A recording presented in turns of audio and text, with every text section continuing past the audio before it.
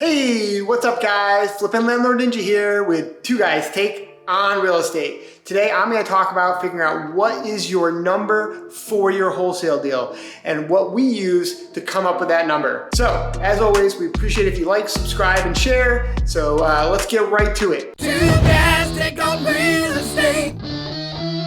So what we use is what's called the 70% rule. And what that means basically is we kind of work from a top-down approach. And so when we're looking at a deal, we first always figure out what is the ARV or the after repair value.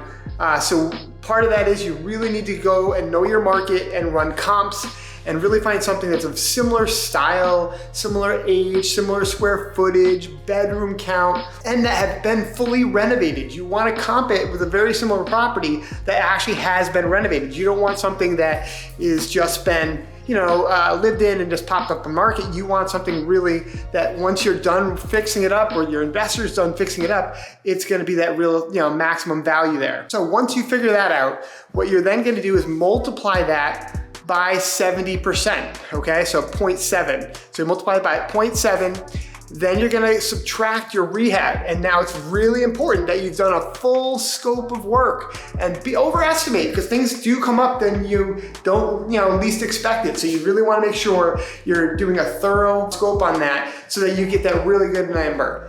Now the last thing you're gonna have to make sure of, are there any liens? And you're gonna wanna subtract those liens.